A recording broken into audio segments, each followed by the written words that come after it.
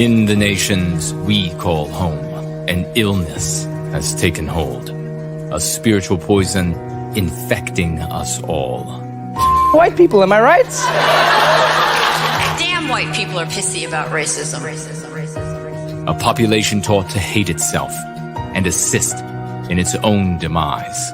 When we say we want to kill whitey, we don't really mean we want to kill whitey, we do. Some white people may have to die. I'm confused on why that's so controversial. A people lost in an electronic dream, bereft of meaning and enslaved by guilt. The only way that you should ever actually be in front of a black king is on all fours, and that all black men should know that they are kings. Yes, guys. You have to give all these brothers beats a kiss if you're really sorry. Go back down, come on. Do as you told, man. Go on, back down, man. This is a good white man, man. This is right. Understand. What happens when we no longer care? When we allow ourselves to be dominated by our victimizers? Our most innocent pay the price.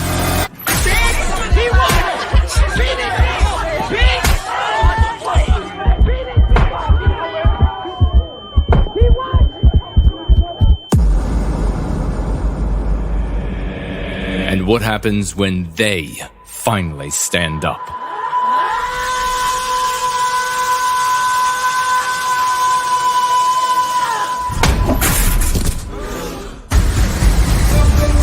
The most important story for the 21st century, in a time when we shall re-enter history, when we shall create a new world in our image, and when we shall finally reawaken and become heroes. Crucible, Child Patriot, American Victory, by Jason Kerner.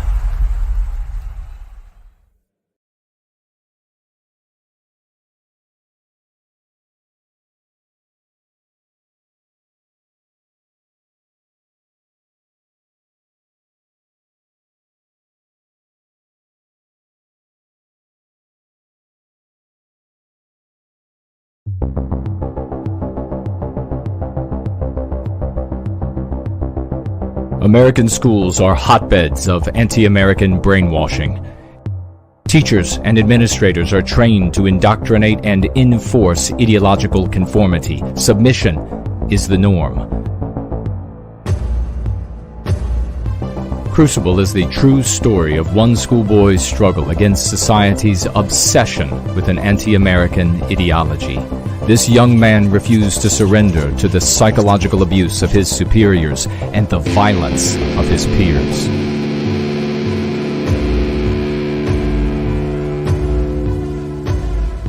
In Crucible, Child Patriot, American Victory, two visions of America collide.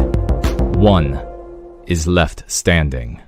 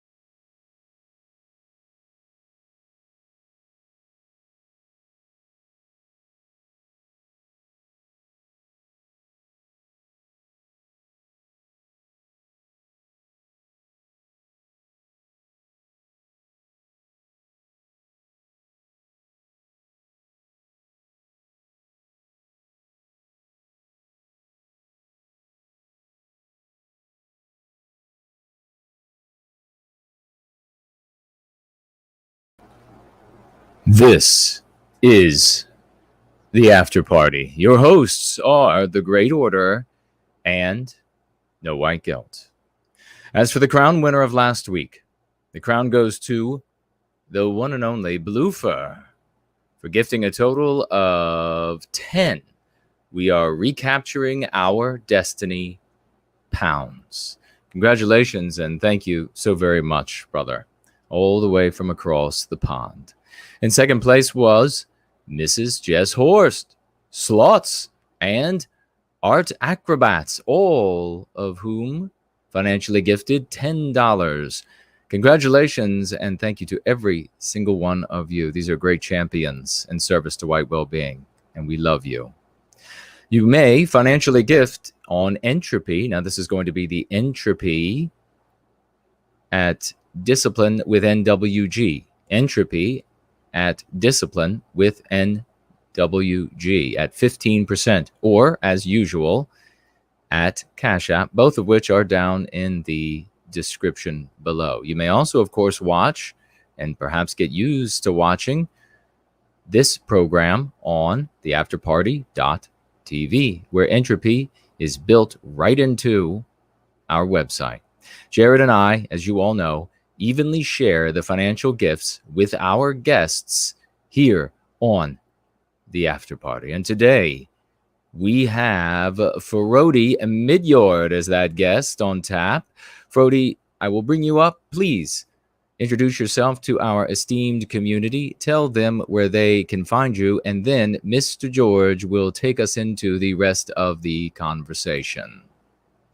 Excellent. Can you guys see me and hear me? Beautifully. Yes, sir. Okay, very good. Yes, I'm Frodi Midjord. I am Scandinavian, and I run an organization called the Skanza Forum. We organize conferences in a similar style as Patriotic Alternative does, or Erkenbrand, or Amren, or other organizations like that. So we have social gatherings in Scandinavia mostly. And I also run an organization or a project called Guide to Culture. That's probably where most of you have seen me this year because of the coronavirus situation. We have had to postpone all our IRL events this year. So we've done a lot of videos, a lot of live streams. We talk about culture, we talk about philosophy, we talk about literature and film. Sometimes quite obscure films, but I guess we'll get into the details later. I think that the best way to find me is through Twitter. You can find me on real_GTK for Guide to Culture. It's a eccentric spelling of culture. So I'm on Twitter, I'm on Telegram. I have a website called guidetoculture.org, and we have the archive of our episodes on BitChute. So I think those places are the best places to look for me. But because of the weird spelling of Guide to Culture, I think the best way is to just go to Twitter and follow the links from there. So real_GTK. That's the best way to find me. All right, and we spoke to you recently, Frodi. Welcome. Always nice to speak to you. We spoke to you briefly on a multi-guest channel or panel, I should say, that we had post-election. Yes. Tell me if my sound is okay, please. I'm in the study. That sounds fine. We're going to do things differently from now on. I'm a bit of a different setup. But we were saying we haven't spoken to you in a while for a full episode and gotten to catch up and talk about some things. So we want to talk about ways forward culturally. I know you and I were speaking earlier privately about how the cultural to us is more primary than the political. So we do want to talk about that. But first, why don't we just mention what you've been up to, what the year's been like for you? Because again, I remember we spoke privately in the spring when the COVID thing hit, and you were telling me how you were able to kind of step away from it all. You were outside of some major urban areas, so it gave you a bit of a different perspective.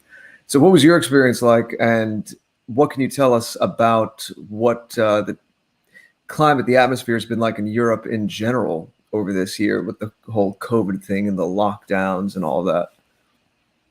Well, when we came into this year, I had some very ambitious plans with some big events I organized. I planned to host a big debate between Jared Taylor and E. Michael Jones on the topic of race, because E. Michael Jones has said that race is a fiction, it's not real, it doesn't exist. And of course, Jared Taylor holds the opposite view. So I organized a debate between them in Zagreb, Croatia, simply because Jared Taylor isn't allowed into the Schengen zone in Europe. So we had to pick a country that was outside of the Schengen zone.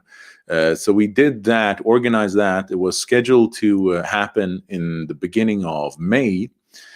But then all of a sudden in early March, COVID hit and the lockdowns started all over Europe. The national borders were closed down. So it wasn't possible to travel between countries in Europe anymore. So we simply had to postpone the event until the borders opened again. And what happened then was that I went to the Faroe Islands because a family member, a relative of mine, was sick, was ill at the hospital. So I went there and to visit him at the hospital. But as just a couple of days after I arrived, the Faroe Islands is a very small place. It's a group of islands, 18 little islands in the middle of the Atlantic Ocean. It's just 50,000 people. It's a tiny, tiny country. It's a semi-autonomous part of Denmark, of the Danish kingdom.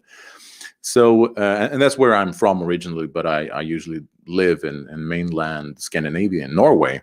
But I went there to visit my relative, and just a few days after I arrived, the borders was closed. The borders were closed. I couldn't get out of there again, so I was stuck. I was stuck there in my grandparents' house, and so I was stuck there for a long while. And that's why I organized a sort of a film festival called the Decameron Film Festival to pass the time. So we just lined up a bunch of great guests, 30 guests, and we talked about films. We talked about culture and politics, philosophy, all kinds of things for a month straight.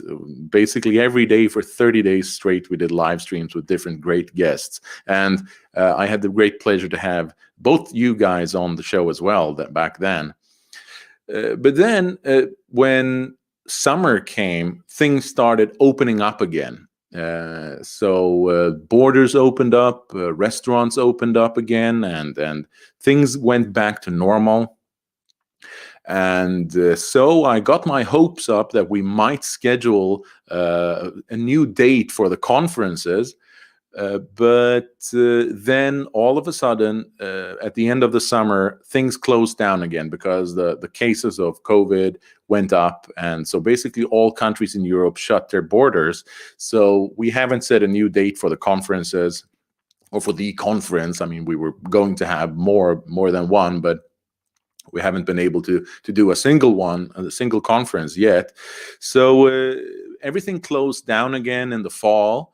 And now we're in the most restricted time ever. Many countries in Europe, I don't know how things are in detail in America, but in Europe, many countries are closed down completely. There is a curfew, different times in different countries, but you're not allowed to leave your house, your apartment, after some places have 8, some places have 10.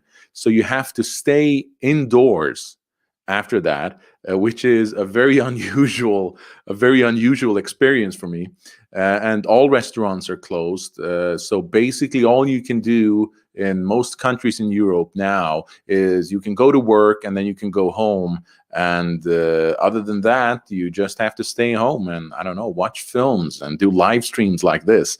I guess that's why I've been very productive. I've been very productive these last few months, because I've done so many episodes and so many live streams that I haven't sort of kept up with uploading them to the archive. So because it's basically the only thing we can do right now. So it's a very weird experience. It's sort of, I mean, I guess it's mostly the same in America, but this thing with the curfew feels very much like a sort of a Soviet Union style totalitarianism. And is that curfew in most European countries? It's in several, yeah. Most European countries, I believe, have a curfew. So in the evening, basically what you can do is you go to work, you can go to the grocery store on your way home from work, and when you get home, you can't leave the house again until next morning when you go to work again.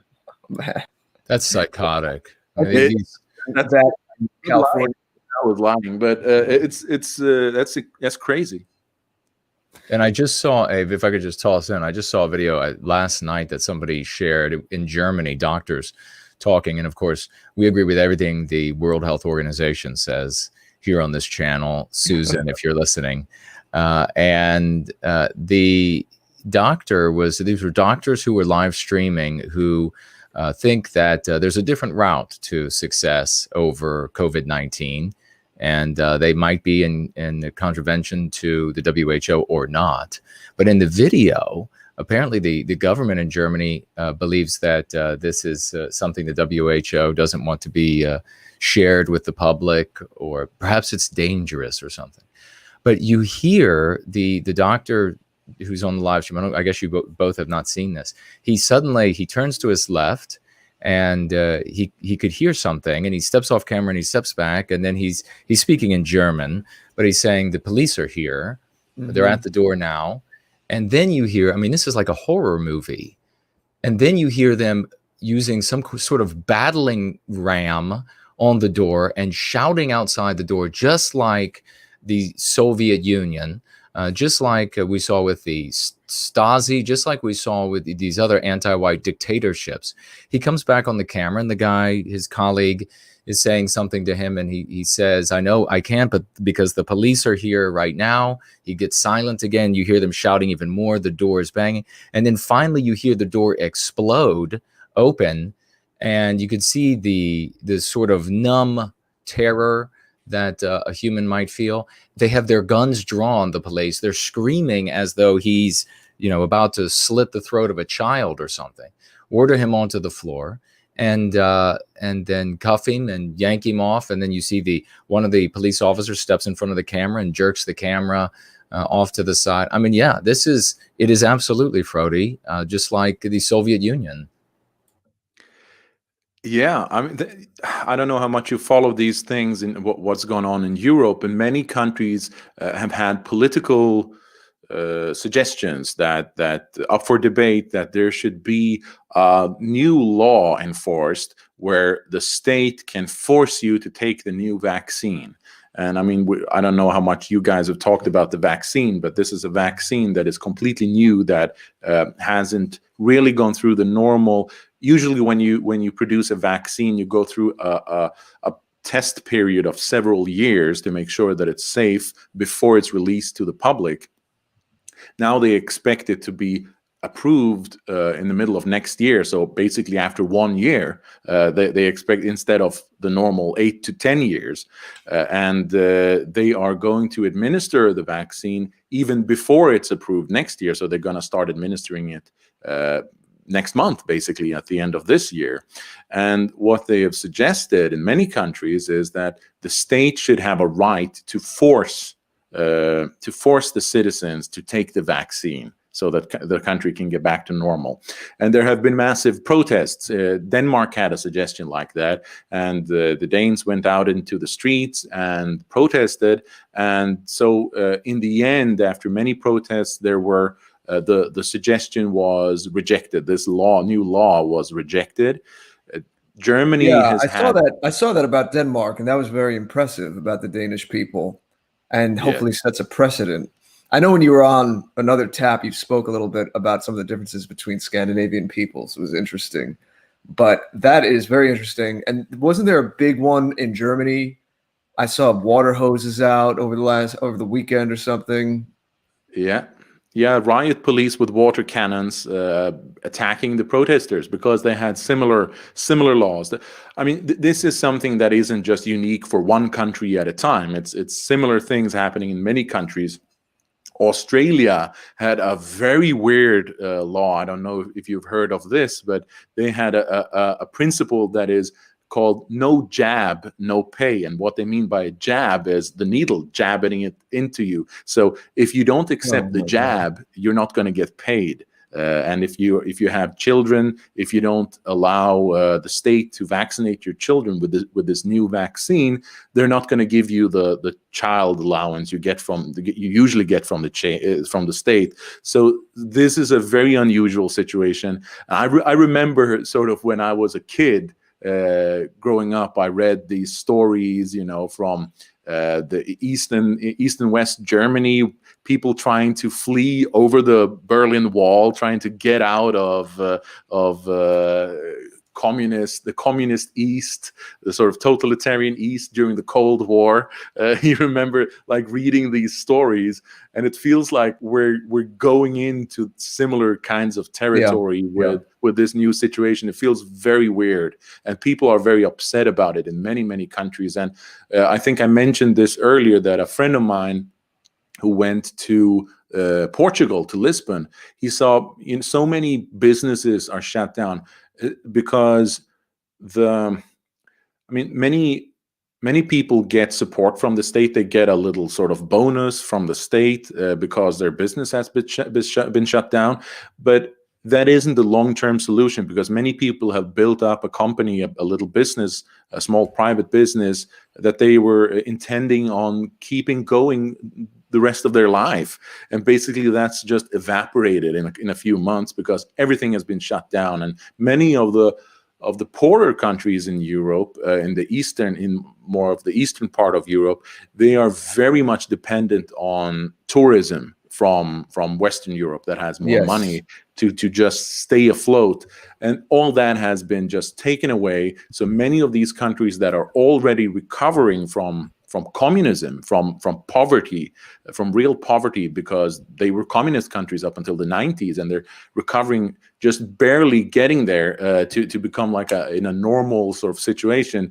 Their economy is just completely destroyed again, all of a sudden. So they sort of go back into a very difficult situation. So there's just no way of knowing how this will end. But many countries have curfews.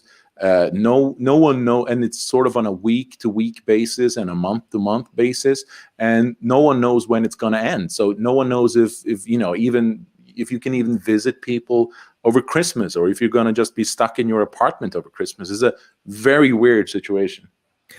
You started to mention the stories you were reading, and I was going to ask you, because you're such a cinemaphile, you were talking about one nice little artifact of this for you is that you got to do the film festival. Like you said, we were on, that was a lot of fun in April, and you've done a lot of your Guide to Culture series. So at least you have that. It must be good for a film buff. But I'm sure you've seen in all of your voraciously taking in films over your life that you have some experience with kind of dystopian future films and science fiction type films from the last several decades. And just kind of a riff of a question just came to me, but do you have anything to say on that? Any references or things that you thought back to that you watched when younger, and now you're seeing certain eerie parallels, anything of that nature? Yeah, I have to say, this is something that I've mentioned basically in every episode where we've talked about sci-fi films. I did an episode with Henrik Palmgren from Red Eyes. We did it on, what's it called? George Lucas's first big film, THX 1138 or something like that. It's called THX something from the 70s, before he made Star Wars. That's a sci-fi film. We've talked about Blade Runner. That was a great episode. We talked about Blade Runner. And it's just a pattern that you can see in all sci-fi films, is that they're all dystopian. Because I think that we as a civilization, as a culture, we have just had this instinctive feeling for decades that things are not moving in a direction that is that's going to be positive for our descendants, or that's going to be good for our children. There is this sort of forward optimism in the right after, in the sort of post-war era, in the 50s and maybe in the 60s, that everyone expected. Everyone, maybe they didn't have a lot of money, but they worked hard. They saved up for their children. Everyone expected that, oh, my kids will have will grow up in a better society than I did. They will have better opportunities than I did. They will have an opportunity for an education, a safer society, maybe even. But over the last 3-4 decades, no one believes that anymore. That's why I think that basically all sci-fi, all images, all visions we have of the future are dystopian, because we see the trajectory. There's not a whole lot of stuff that gets better in society. There isn't a lot of stuff that is better now than when all three of us were kids a few decades ago, right? So that's just a pattern that I've seen. If you watch Blade Runner, for example, or this THX, it's all dystopian, it's all totalitarian, very totalitarian, it's all very dark and gloomy, and people sort of walk on eggshells because they don't want to offend the wrong people, etc. We're getting there. I mean, basically, we're going into a future where the elites want to inject sort of RNA experimental vaccines into our bodies. It's a very weird situation. And a lot of people want it. That's the thing. They don't even question. They don't question. I put out a tweet to that effect today. They don't even question the media and the government. There was a trend on Twitter. It wasn't a hashtag. It's escaping me at the moment. But it was something about what you were saying, rushing the approval. And we do have to be, of course, mindful of what we're discussing. But I clicked on the trend, and so it took me not to people I follow, but just to accounts that I guess had been retweeted a lot or liked a lot and had pushed up in the algorithm that mentioned that term that was trending. And the amount of trust, it's just a totally different orientation. I mean, even when I was a kid, and I don't know, I guess this just gets into personality things and all kinds of considerations.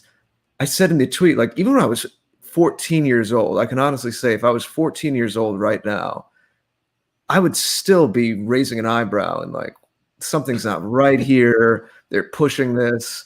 I can remember well enough to how I thought, even when I was an adolescent, the fact that there are so many adults who are just, they're like, okay, we need this.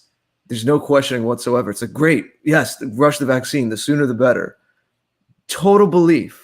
Like children, when you're 5 years old and your parents are gods to you and they can do no wrong. It's just a total uncritical, unquestioning belief in everything that they're told. Since you're such a broad thinker and you kind of bridge the cultural and political and philosophical things, we kind of touch on all those areas when we talk. What do you say to the people who take the opposite view, like the Steven Pinkers of the world, who would say, the world's gotten a lot better since the three of you guys were kids. What are you, nuts? Look at all the technology, the science we have. Medicine's getting better every year, and costs of this are going down, and there's less death by X, Y, and Z. And I mean, I know I'm not giving you, I haven't read Steven Pinker's book, so I can't throw out like specific details, but I've read about his book Enlightenment Now, and I think I'm familiar with the frame of it, and I believe you would be too. He's just one example. We don't have to talk about him. But do you know kind of the direction I'm going in here? And I'm sure you've given that kind of thing some thought. Yeah, certainly. I think there are many flaws in a claim like that from people like Steven Pinker and many others.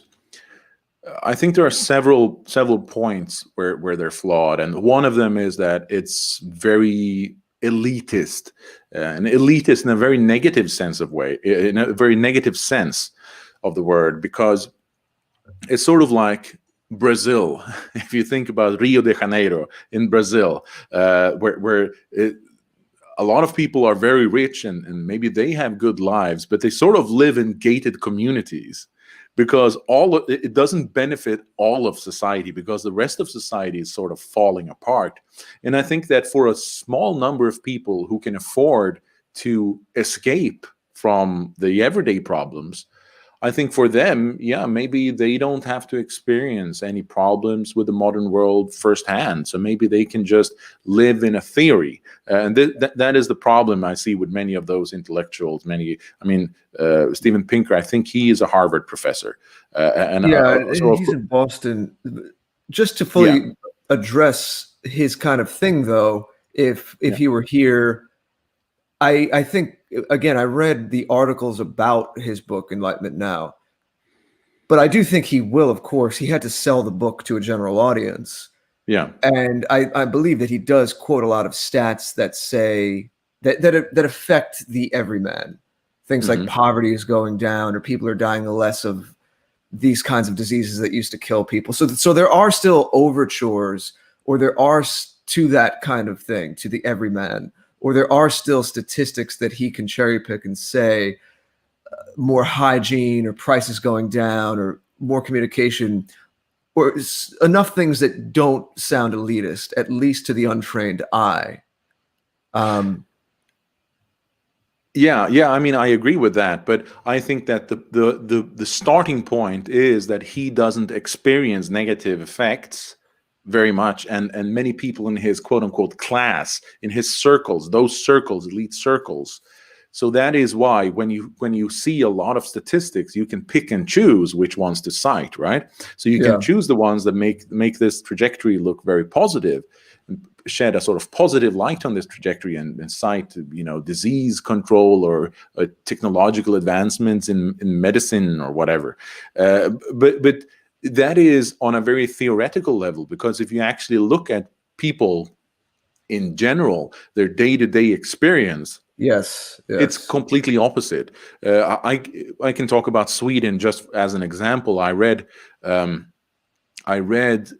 study just yesterday, or today. It was actually today, as a matter of fact. I read a study where they had just made a huge survey of the country, and just seen which concepts, which words, which ideas, how they were ranked, which words you associate most with Swedish society. And those words could be things like progress, could be things like equality, could be all kinds of things. And the words that come up on top, let me see if I can find them. One of them is fear.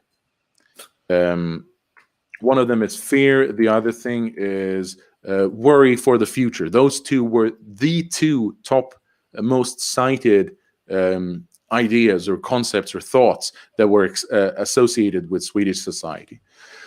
In addition, you have crimes that didn't exist a few decades ago. I remember there was in 1999, I believe it was, there was a gang rape in Sweden of a 15-year-old girl. She was gang raped by a group of immigrants. I forget how many, but a few immigrants. It was very violent. It was a gruesome event. That was in 1999. That got huge attention in the media. That was a massive thing, simply because that basically hadn't happened before in Swedish history at all. So that's why it was such a unique event, and it got so much attention in the media. But the thing is that now those things happen basically every day. It happens definitely every week. It happens all the time, those kinds of things. And they barely get mentioned because they're so usual. They're so common now. It's the same thing, for example, if you look at Paris and many other major European cities where immigrant groups in the suburbs, so there are certain areas, certain sort of quote unquote ghettos in the Paris suburbs where many immigrants live, where they started burning cars, sort of rioting, sort of like what's been going on in America for months now, and that got a lot of attention. Media all over Europe were writing about it every day, almost every week. There were reports on this and how the police tried to handle it. But the years went on, and now they don't write about it anymore because it happens every day.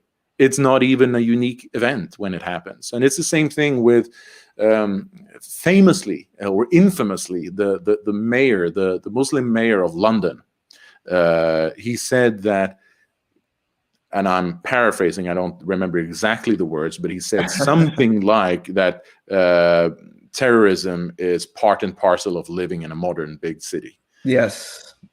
Yes. And I mean, if you have that attitude, if you're a mayor of probably, the most important city in Europe, and you think that, well, terrorism is just something that happens every now and then. I'd love to point out that Tokyo is a big city as well. Tokyo is a big city. Moscow. But I would suggest that a mayor in London, I don't know who was a mayor in London in like 1985, but I don't think that attitude would be common. Right. Then, I don't think he would have said that. No. So I mean, I think many things just in your everyday experiences, it's just blatantly obvious that things haven't gotten better, that they're horrible for many people. Many people old people are afraid to go outside in the evening because they don't feel safe in their own city anymore. So what I mean by Steven Pinker and many others being in sort of elite circles is that they can take these abstract ideas like the advancement of science or whatever, and they can just paint this picture of this sort of utopian trajectory of things just getting better and better. Yeah. And yeah, you can cite statistics that to claim that.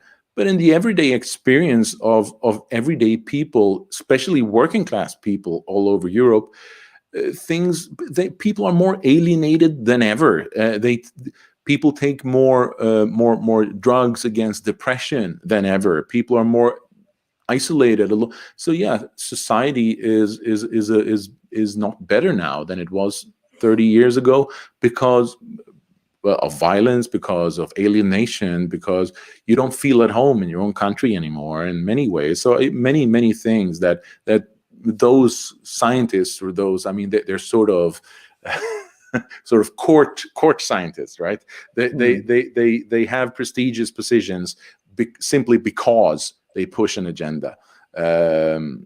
So I mean, that's why they just pick and choose some certain statistics that fit the picture they want to paint. Yeah, Ricardo Duchesne actually has an article. It might be a multi-part article where he rips apart the whole Steven Pinker thing on countercurrents. It was probably a reprint and originally appeared on Ricardo's Euro-Canadians blog. But he speaks about the exact thing that you do, about the things that are hard to measure in people's day-to-day lives, their fulfillment and happiness. But he also does devastatingly bring up all of these counter examples in terms of statistics and goes toe-to-toe and says, all right, if you want to take that angle and you want to be quote-unquote scientific and talk about statistics, he quotes exactly what you were saying about here in the States, the rise of all, the opioid epidemic and all of these things that just point to a breakdown and people's lives not being as meaningful and connected. There's a bigger thing here. I mean, obviously there could well be agendas going on behind the scenes, but even with well-meaning people, I know when you were on tap, especially back last May, in May of 2019, we really got into this when we spoke about kind of worldview.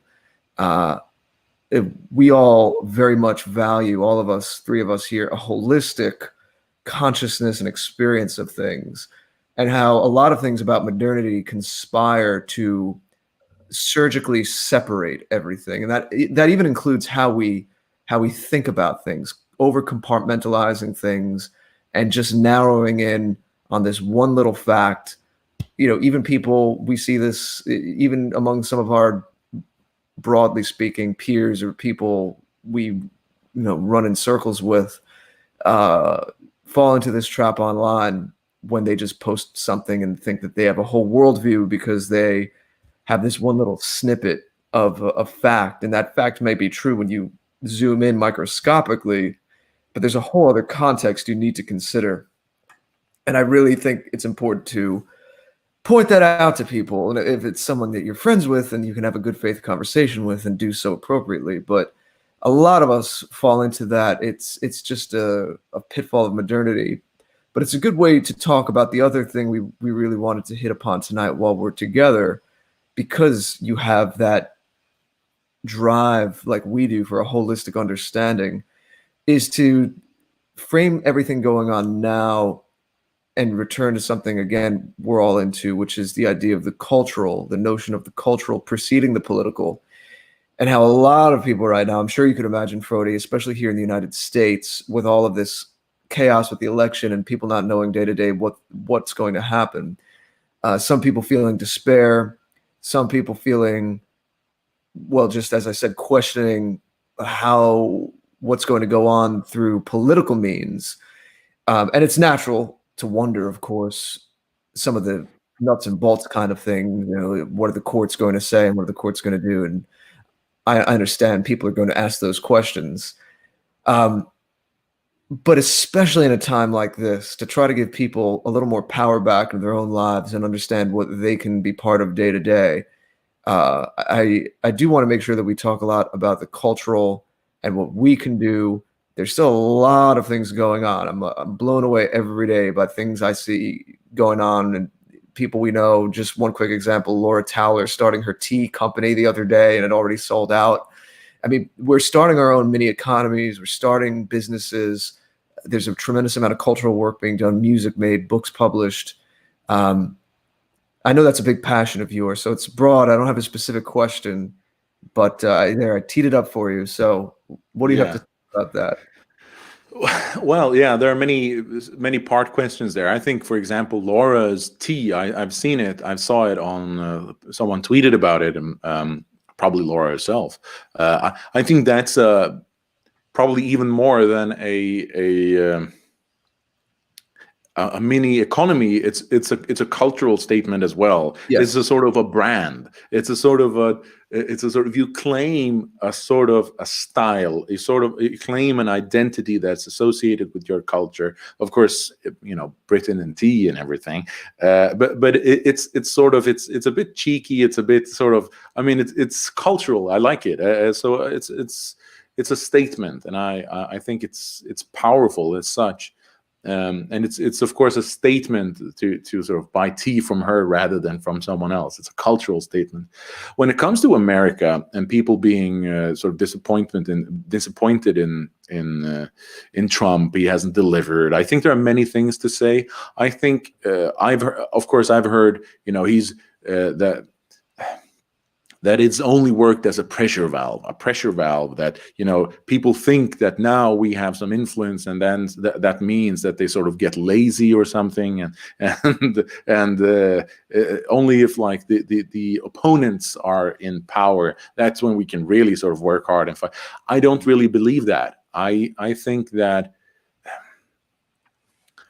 I put Trump in the same category as people like Molyneux or Jordan Peterson or whatever. They nudge people, they start questioning parts of the left-wing narrative. And when people start questioning parts of the left-wing narrative, they become open to more, shall we say, radical ideas or more true ideas. So I don't think that people like Jordan Peterson or Trump or Molyneux has done any gatekeeping. I don't think that they have pushed anyone away from the right. I think that a lot of people have come to the right because they have taken small steps in the right direction through people like that.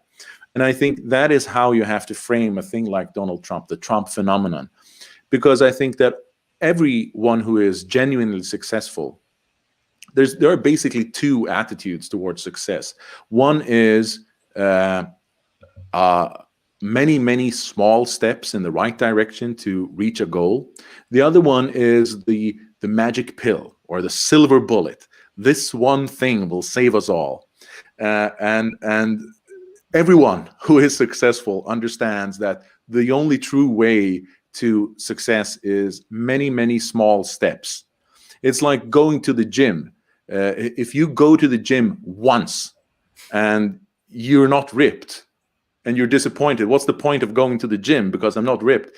After going to the gym once, then you sort of misunderstood the whole point of going to the gym. You have to do it many times, and it's over a long period of time. Then your body will change and you'll come in better shape. You'll get in better shape. And it's the same thing with people who are financially successful. You have to make many, many small decisions in the right direction every day. And I think that if you understand that all these things, all these big figures who have some sort of mainstream traction, people like Jordan Peterson, people like Donald Trump or Molyneux or whoever you want, they sort of nudge people in a certain direction, and that sort of gives them an opportunity to look at people like your material or someone else, or Mark Collett or whoever, right? So I mean, this is the thing. This is the attitude that if you actually want to succeed, you have to understand that it's gonna take a long time. I've always said that I see our change in terms of a paradigm shift, a worldview shift, and I see it more as a conversion. As when the Roman Empire changed from being pagan to Christian, it took 400 years. And after 400 years, it was only a minority of the Roman Empire that was Christian, but that happened to be the emperor and many of the elites. But then they were still only like between 10-20%. Most of the people, that's why the word pagan and heathen, paganism, that comes from, that just means people on the countryside, because it was only the people in the big cities that converted to the new religion. People on the countryside, they kept to the old customs. That's why they called them that. And in the huge empire, it was only a minority in the big cities that converted. What I want to say is that I don't think in terms of 4 years. It doesn't matter what happens 4 years ago or 4 years into the future. What happens is the long trajectory of how things change over a long period of time. And that's why you have to appreciate very small victories as long as you nudge things just in a little bit in the right direction. And the fact of the matter is that we have more people on the right now than we did 2010. And we have several times more, not just a few more people on the right than we had in 2010. We have many, many, many times more in just these last 10 years. And I think that the problem why many people have become depressed over the sort of the result of all this is that they simply became involved in 2015 or 2016. And of course, if you became involved, if you started to get involved in the right in 2016, when it was just a huge boost, and you thought this is the normal growth rate, then of course you'll be somewhat disappointed when things go back to normal. But if you got involved in 2005 or 1995, you will have seen an enormous growth over these last 20-25 years. So I mean, you have to look at things. It's like an investment.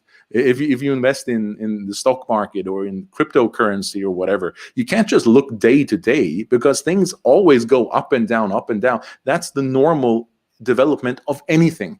No development is just completely linear. Even if you start going to the gym, even a person like Marcus, the golden one, who everyone knows he's a fit guy. I mean, even people like that hit plateaus when they don't develop a whole lot over a period of time. And I mean, that's just how things are. It's nothing to be depressed about. It's completely normal. So I think that is one aspect, that don't expect miracles, because you'll just set yourself up to be completely disappointed in everything, because that's not how real success works. And probably the most successful ethnic group in the world right now, which is the Jewish community, they have worked for a very long time to reach. I mean, this is the problem with people who talk, I would say, too much about the Jews, is that they think that Jews have magic powers. They don't. They have climbed slowly in society to become very successful over a very long period of time. So I mean, I think you just have to understand that aspect. When it comes to culture, we can talk more about that. But I think that when it comes to culture, I think that this is also good, that we see that there is right now a crisis, especially in America. I think that it's very obvious that both sides, both people who support the Republicans and the Democrats, they have a huge distrust in the state. They have a huge distrust in the establishment. I think that more and more people are understanding that there is no political solution to this problem. And by that, I don't mean that there's going to be any sort of violent revolution or anything like that. I just mean that people understand that just putting a vote in a ballot box is not going to change the world, because you have to change things on a pre-political stage, right? You have to change the culture before you can change politics.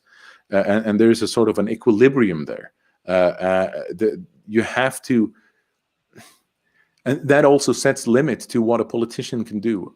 A politician can only do what's possible within the permitted discourse in a given society. That's why Donald Trump, when he says that he's going to build a wall and that Mexico pay for it, he can't do that. It doesn't matter that he's the president, but he can't do it because that's not how the discourse in the general culture of America works right now. So, I mean, you have to change things in stages, and the culture is a huge part of that. And that's why I think it's good that people don't become sort of myopic in their view of how things work and focus too much on politics, because there's very little that we can do in the area of politics, because politics it takes a huge machine. It takes a lot of power. It takes a lot of money. It takes a lot of manpower to just get that machine rolling, and there's very little we can do to influence that. But we can create, just like you are doing now. You can create podcasts and videos, and we can create social events and just build things organically. I think that's where our strength is. Mm-hmm. Do you have any kind of sense of how the Eastern Europeans have maintained that or built that? There's the whole thing about how we've all seen this a million times. Communism, the Iron Curtain. Ironically, it kind of protected them from certain degeneracies of the West that had gone on over the last several decades. Do you think that they have a different? I mean, I know you're not there. We do have, Eastern European friends too, but it just another thing that crossed my mind. Do you have any bit of like a finger on the pulse there about? Do they have more of a holistic connection between politics and culture? Or I mean, maybe it exists in other European countries as well. I mean, I know in places like Italy that no American can understand, certain things with how music and politics kind of mix more over there, or even football, what we call soccer here in the United States, how certain teams represent certain political parties or political pasts.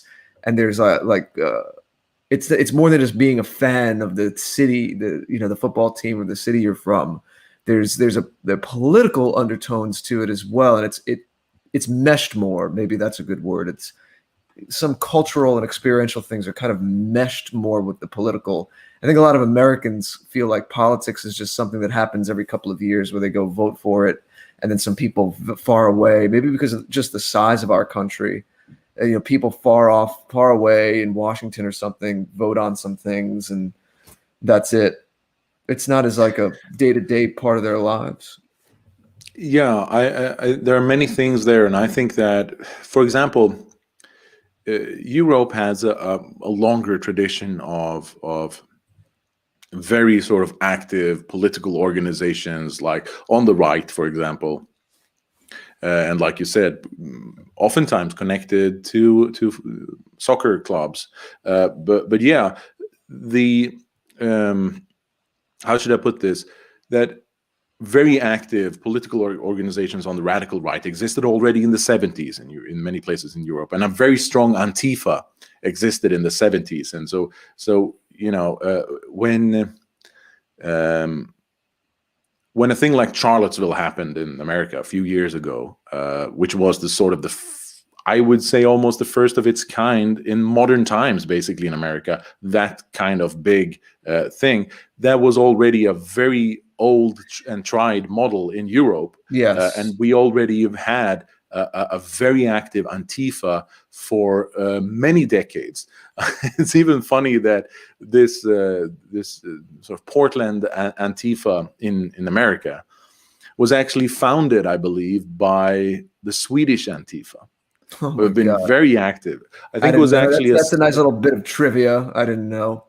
Yeah, I think Aren't if you look they in, call the Black Bloc in certain places in Europe? Is that synonymous with Antifa? Is it the same thing? yeah, basically, yeah, it's this sort of autonomous left. Yeah, the people wearing the masks and fighting in the streets, etc. So yeah, all I want to say is that has a long tradition in Europe, and it's relatively new in America in that form, right? So I think if you actually look into it, who were the people? Is a female from Sweden. Is a woman who sort of brought in those ideas from how things work in the Antifa in Scandinavia. Lovely. Yeah, it's a charming thing, but in any case. So yeah, there has been a long tradition of that in Europe, and I think especially in places like Italy, they have. I mean, an organization like Casa Pound is very impressive in my eyes because they have their own cafes, their own martial arts clubs. They have their own. It's a culture, it's a lifestyle that they're sort of self-sufficient in a way, if that makes any sense. They have cultural community houses. People are also starting that in many other parts of Europe. Just community houses. There's an organization in Sweden called Free Sweden, or I don't know how to translate it, but they basically, it's a membership organization, and they bought a community house where they hold events, and so they just have a community house that sort of fits maybe 200 people or something like that, 250, so they can have concerts, they can have dinners, they have things. It's an ongoing thing, and that's sort of the problem is when you do conferences like I do. You do one per year, or I do them in several countries. I do them in 3 countries. I organize conferences, and that sort of puts a limit on how often I can do it because it's also very expensive. And you have to have a sort of a daily continuity in the thing you do, and that's why these smaller things are so important. You can't just have like very big events. You have to have on a daily basis, just keep things rolling. So I think Southern Europe has been very good at that. When it comes to Eastern Europe, that you asked about, it's very difficult to say because many people have a very sort of idealistic image of Putin, based Putin or whatever, or based Poland, or many different things, but things aren't that simple. They have a very different political culture. I mean, America and Western Europe are very similar. I mean, we're part of the Anglosphere, basically. I mean, even people who don't have English as their first language, like myself, I mean, I'm Scandinavian, we're still part of the Anglosphere because that's the culture that we are a part of. I mean, we watch Hollywood films, and probably most of the TV shows I saw growing up were American. But Russia or Ukraine or Poland or Belarus or whatever, they have a completely different experience, and things are more authoritarian there. Even though in probably in the eyes of many Americans or Scandinavians or Western Europeans, I mean, that sort of Russia is very based, or Poland is very based.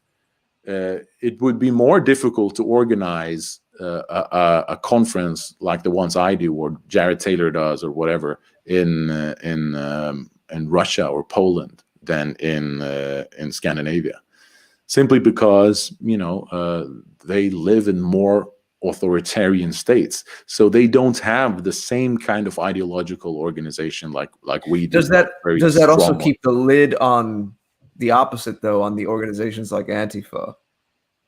Yeah, I mean that's my impression. I mean, they have a more natural sort of just inner. There's sort of if we talk about like in progressive terms, that there's a natural inertia. They just don't accept the sort of a too speedy development in a certain direction. But at the same time, I just see a very worrying fragility in those countries because they come from poverty in communism, and that's why it hasn't been so. I mean, and of course many other factors, but that's why it hasn't been so attractive for mass immigration. But what they do want to do is, many of those people, they just see bling bling and expensive cars and whatever, and people with money, and they sort of want to go in the direction of the EU or America. They still have this image, which is probably sort of antiquated now, because maybe that was true sort of 25 years ago of America, but now things, I think for many people in the know, sort of things don't look very attractive there anymore. I know a lot of people who sort of want to move from America because the state is becoming crazy. The laws are becoming crazy. It's becoming difficult to sort of the sort of when I started getting involved in the right wing culture in the late 90s. We just saw America as like the free speech sort of bastion of free speech. We expected, it's like we didn't expect anyone to be rejected at the border for their political ideas, but that happens all the time now. So it's sort of like things are turning around. But I think many people in Eastern Europe still have a sort of an ideal version, an ideal image of America as something that they want to aspire to become, like Western Europe and America.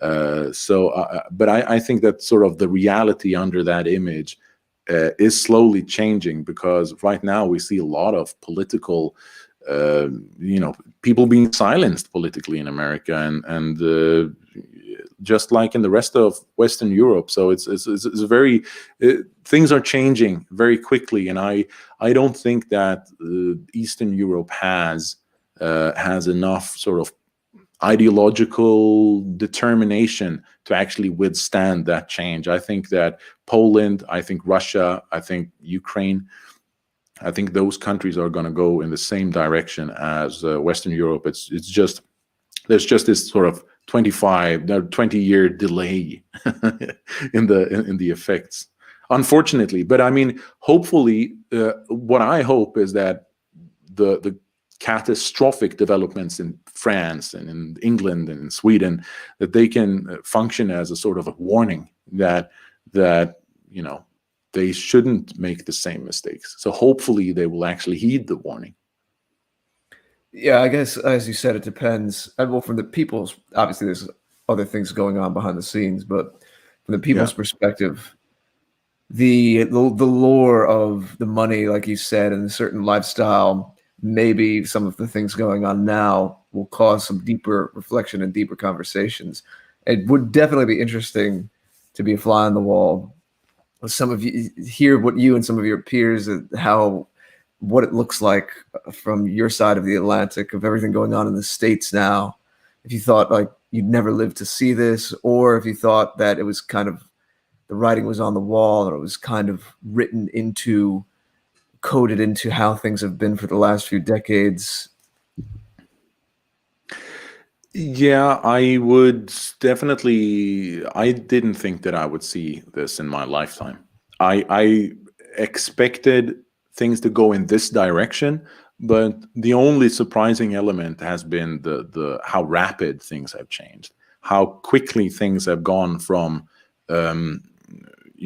just over the last 10 years, just over the last 5 years, and now we see just basically public trust in the establishment is gone.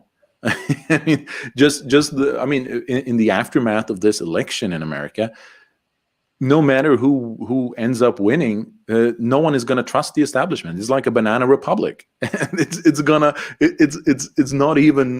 It's not considered a model society anymore, like it was just 20 years ago. People were still sort of had this idea of if you want to become successful, you can go to America. Everyone will get an opportunity to be successful. It's a very fair, it's a free speech society. It sort of respects your sort of human rights, if you will. But now we just see these people being basically lynched in the streets, and it's falling apart, and the politicians are sort of trying to cheat each other, and there's just politics has become so sort of dirty and unprofessional. It's like a gangster war, and it's like that's sort of a development you would expect in another country, in a less developed country, basically. But I think this is a development that I and many others expected, and it's the same thing in Europe.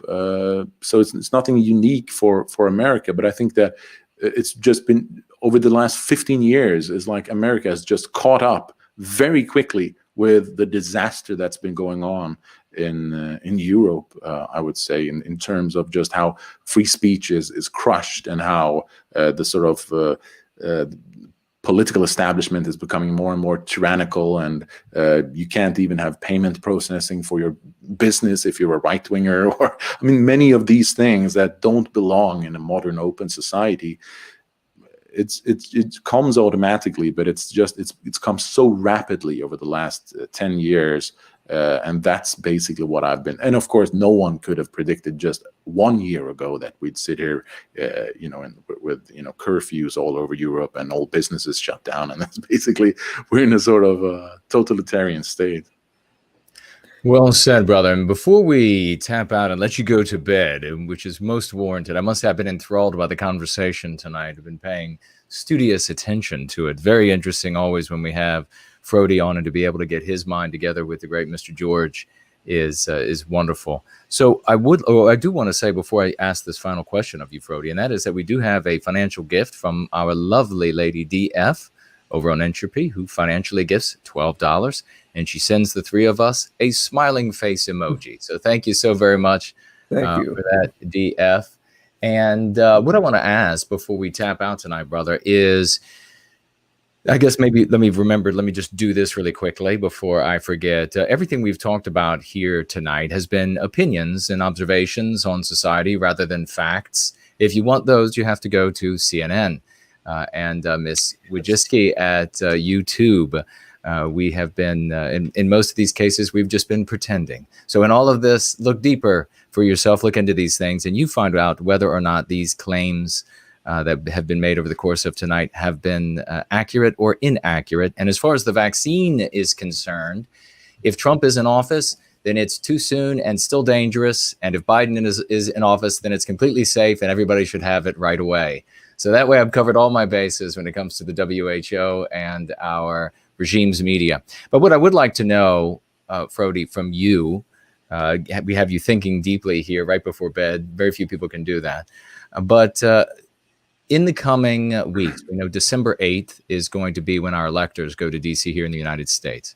And we're going to find out whether or not we're going to have Biden, which of course the Democrats say is the lawfully elected president of the United States, or we're going to have T-Rump in Trump, and which of course the Republicans say they have many cases, and he is the legitimate president of the United States. What do you see? Do you, on sort of more of a meta field of this, for our people culturally in the United States and across the West, as I think you accurately point out, that this has really become like La Cosa Nostra war between these two parties, and moving forward for everyone. 4 years, let's say, just project out to 4 years what it will be like for our people, sort of on a meta in their lives, and how this trickles down to them, this conflict.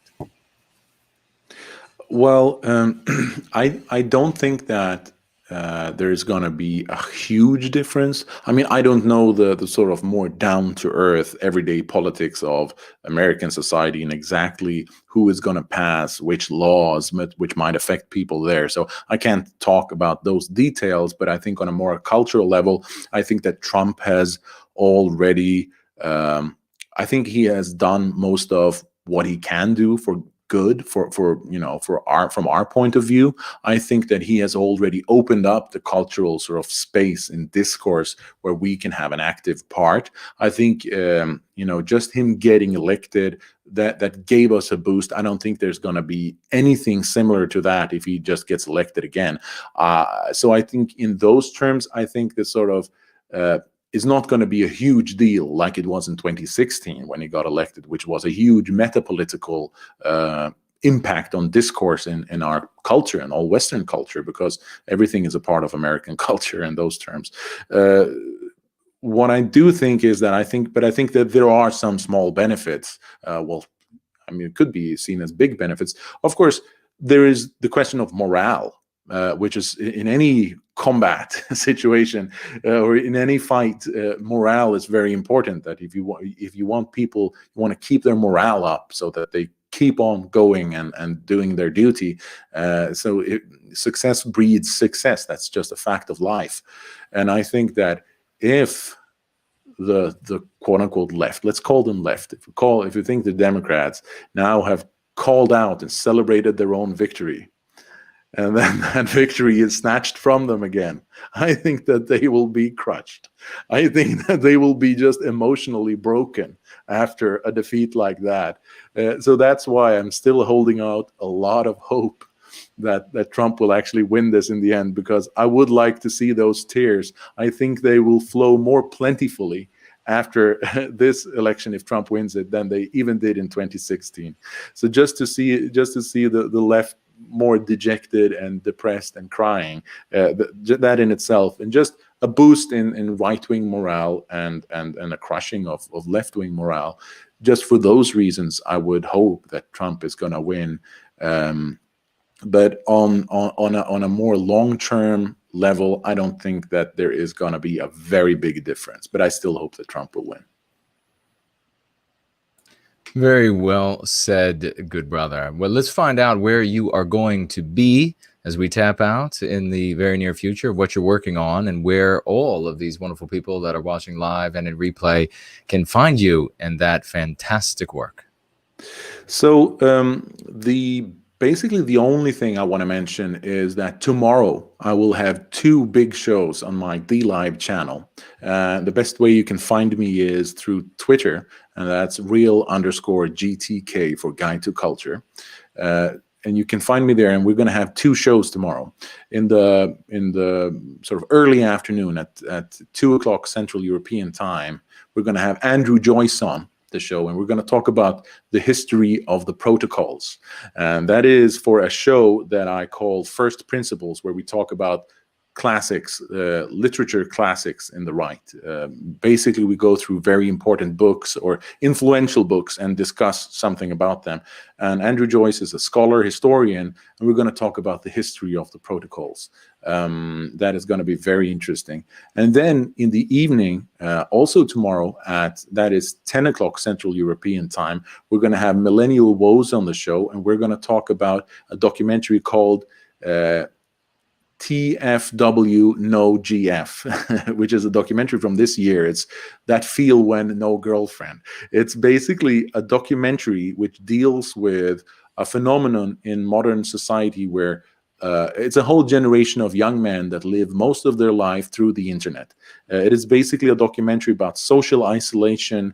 It's about alienation from society. It's about people not having a career, people being basically betrayed by society, and the society, this sort of progress society, hasn't fulfilled its promises to these young men. And I think that affects many people that we know personally, because so many people have a life like that, they are depressed, they are isolated socially, they're alienated from society.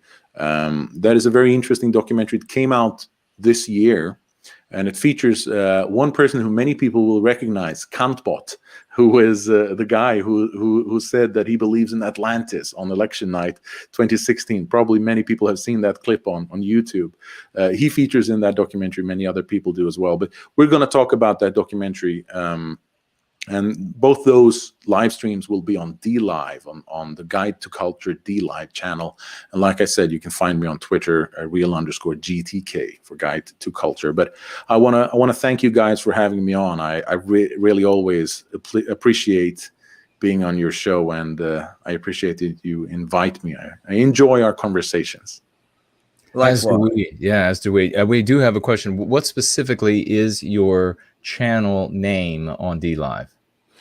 It's DLive. Let me just see here what the URL is. I don't know it. Okay, so DLive.tv, and then it's /, and then it's guide to, and then it's culture, but culture is spelled KULCHUR.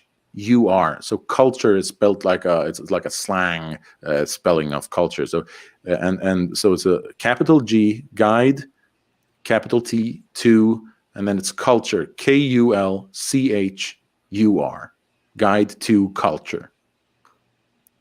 Magnificent. Thank you so much, dear brother. And Mr. George, your thoughts? What you're working on? Well, Frodi, again, I return what you said. It's always a pleasure to talk to you.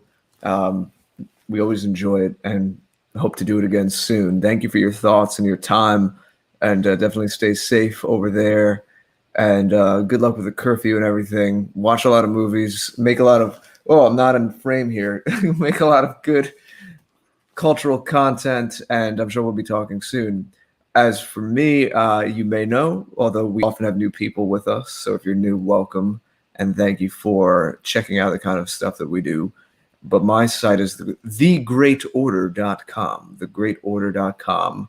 That was my original YouTube channel, but going back to some of the things Frodi spoke about tonight, that was actually nuked out of nowhere last year. But that is just the online moniker I use as a catch-all for my work, The Great Order, greatorder.com. So my social media catalog of everything I do, videos and otherwise. I write some poetry, been in some magazines and all kinds of things going on. But I've been talking about something, Jason, with our community here and mentioning it and teasing it here and there for months now and months now and months now. And I'm finally ready to say that we are on the eve of me releasing original music. This is very exciting. It's a whole new venture for me. I mean, not music itself. I've always been a musician, but funny enough, the biggest thing is the last thing to come out through this public platform of The Great Order, which I've been doing for a few years now, about 3 years now. So we're going to talk more about that, but right around Thanksgiving, when the Americans at least have a little more free time and are at home, you'll be getting the first release. I'm going to do a song at a time, kind of a magazine release style. So not an album, but about a song per month, kind of like how Survive the Jive, who's also been on this show, lovingly crafts about once a month a mini documentary. That'll be what I do. Like each song will get its own visual presentation with it, and there'll be a little hoopla around it. Different styles. This first one was tough to try to get all the different things I want to do in one song as kind of be a good introduction, but not sound like a mess. So hopefully I pulled that off, but we'll see. So I'm going to do an unveiling. Definitely keep an eye on my social media because there's going to be teasers and countdowns all over these next few days. And then I'm sure on next Friday night's Chuck Martell that Jason here does, the Music and Arts Listening Party, that'll be the first Chuck Martell that my music's heard on. And then I spoke to Jeff. He's going to play it on the Saturday after Thanksgiving, Saturday night live stream for White Art Collective. I'll be doing a whole bunch of interviews and streams of people starting that. I've been holding back for a while, waiting to do this. And because I really wanted to engage with more people once this was out there and have this be the jumping off point for it. So it's finally happening, original music. And that's all I'll say about it for now. More info to follow. We are so excited about this. I just absolutely can't wait to hear Mr. George's music. But we're going to wrap it up quick, folks, because Frodi has to go to bed. And we loved having him here. He brings a lot of... And we have Martell at 7 Eastern tonight, correct? Yes, Chuck Martell at 7 o'clock. So coming up in 45 minutes right now, we'll have the Chuck Martell party, garage party. I want to thank everybody who showed up tonight. I want to thank DF for financially gifting everybody who was active in the live chat, and even say hello and thank you to everyone who just remained a wallflower over the course of the night. A big thank you again to Frodi and to Mr. George for everything that you both are doing. Magnificent work and service to white well-being. It is always splendid to be with you all, and we look forward to seeing you again.